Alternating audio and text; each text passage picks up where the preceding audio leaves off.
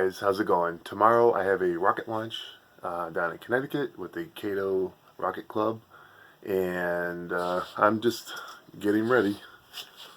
So my plan is I want to practice some more with the Jolly Logic Chute Release. First time I tried it, I messed it up on my first level 1 cert attempt, and then my second time I used it, I had success. So the idea is, with this rocket, I modified, it now has rail buttons rather than launch lugs, and this thing's about 20 years old, this rocket here. But it's all, I got my motor adapter, it has a 38, so I got a 29 in there, and I want to send it off on a G motor. And I want to practice with the chute release on this, and then if that goes well, I'm confident with the chute release, then I want to send this guy up. This is the Fortrex rocket that I qualified with level 1, certified level 1 in 2001, and I've repainted this rocket, and I'm going to put in, this is my motor case box. I am going to fly that on the I205, and that's the sim, somewhere around 1800 feet, where this is an older rocket, doesn't have electronics bay, so I'm going to use the chute release as my dual deployment. But I want to make sure I've got that down pat where this will only go about 600 feet, and I'll make sure that this goes well before I send this way up, and I want to use that. I don't want the main to come out at 1800 feet because I'll be chasing this rocket forever. So that's the idea. Fly this tomorrow on the G motor. If that goes well with the chute release, then the Fortrex rocket will go up on the I motor.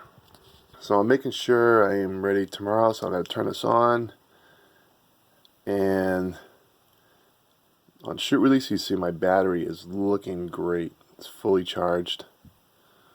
Something else too, if I get a little closer, set at 400 feet. I'm going to go ahead and set that down to 300. You just hit these little buttons here. You can go all the way down to 100, but that's going to be too low. I think 300. Like I said, this is the sim at 6. And I think 300 is gonna be good. All right, so I do have a brand new parachute I made, and I got plenty of tubular nylon. So I'm just gonna use the biodegradable wadding instead of putting in the fire shield, like a Nomex blanket, just to cut down some weight. This stuff's pretty light. Again, running some sims, I try to lighten the rocket up just a little bit more. I want to get closer to 600 feet. And I should probably do a test with the chute release. So I'll do that next. Alright, so I am just going to make sure the chute release is working properly. And this is how I've had success with the lines. This is right on Jolly Logic's website, how they handle the lines, so the lines don't get tangled on anything. You just fold them inside the parachute like this. Okay, take the unit.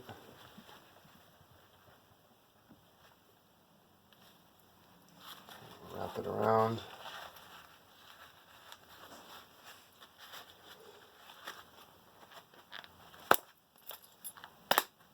Oh. Alright, so like I was saying, I'm going to do a test with the chute release to make sure it's working. And good thing we test things ahead of time, because for some reason this was a new rubber band, and it was the way it's tied around the metal anchor that goes back into the chute release. this had just some weird reaction to the metal, and it ate or something. I don't know. It just cracked up the rubber band there and it broke. So yeah, good thing we do in tests. So all right, back to testing. I got a new band on, and make sure this is working. So we're gonna have the lines inside the parachute, and we'll just roll this. Roll this nice and tight.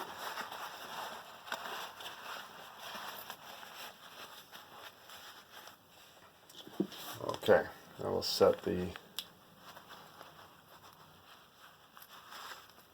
chute up, chute release.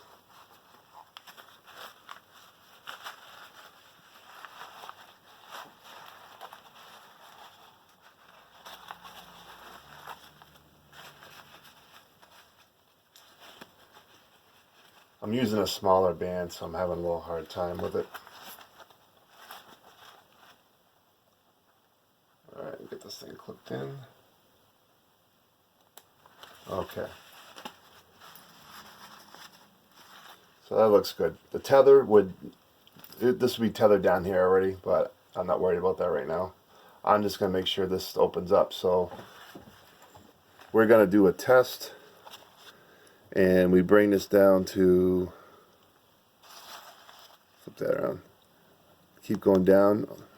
That's 200, 100, and we go down here for the test. And here we go. Boom. Nice. It's working. And after it opens, it automatically shuts off. Okay, so the other thing is, here's my homemade 29mm adapter. This rocket has a 38mm motor mount tube, and I'm just using these as my motor retainers. Large washer, just kind of hooking this thing into place.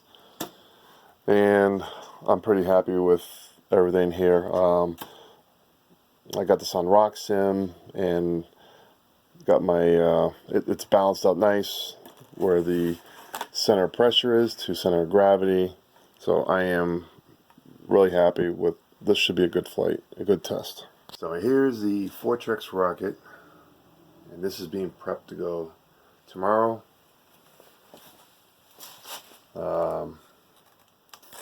I do have the center of pressure marked, center of gravity marked. So when I bring it up with my my sim printout, they know what's going on. This is balanced for the I205 Aerotech motor.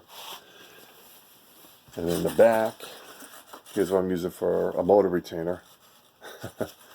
Yeah, that's a metal plate, and I use T-nuts into the back centering and just bolt the plate in, and it holds the motor in there. Kind of looks, yeah, it looks pretty tough. I like it. Probably overkill, but it works for me. So I got everything out. The Fortrex rocket, making sure. Here's my Nomex fire shield, and I made this myself, and I got this reinforced with a couple layers. You got your 1-inch tubular nylon, bright orange, makes it really easy to see in the sky. This is playing long enough. And here's my 4-foot parachute. And I handmade this myself. This chute has been working out amazing.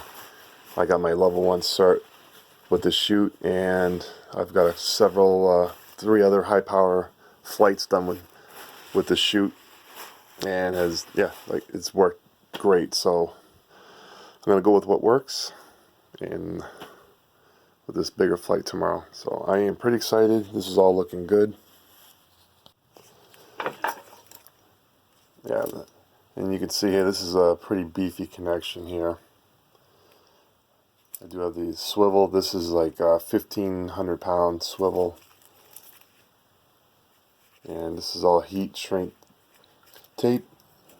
And I heat shrink these lines for the parachute. So it's in 2 groups. 4 lines one side, 4 lines on the other, and it keeps the tangling down to a minimal. It makes it really easy to keep those lines, you know, straight and untangled. Again, the idea with this rocket is going to be on that I motor at least 1700, 1900 feet, in that range. And using the Jolly Logic Chute Release, it'll give me that dual deployment I need. And as long as this goes well, I feel confident if I can get this to open up properly again, and then I will send this one up on that though. Okay, so the other thing I like to make sure is I've got plenty of my igniters of all sorts. I got my tape. You know, just always got this checklist of stuff going through. Alright, so here is a used G motor, and what I like to do, and just to make sure I got plenty, which I do, extra black powder, so I can add it to the section where the ejection charge is, and then I can just, you know, use some tape and just seal it over the ejection charge area, so I have enough pressure to push everything out of here, because this is a, you know, 4 inches, a pretty big frame, airframe for the G motor. Alright, getting everything packed up. I'm pretty happy with everything. Like I said, everything's balanced, simmed. This thing's weighing about 3.4 pounds. This is weighing about 5.5 pound rocket. So yeah, should be good. Should be an exciting day. Looking forward to it. Alright guys, thanks for watching, and I will put another video up of the launch. See how it went. Thanks. Bye.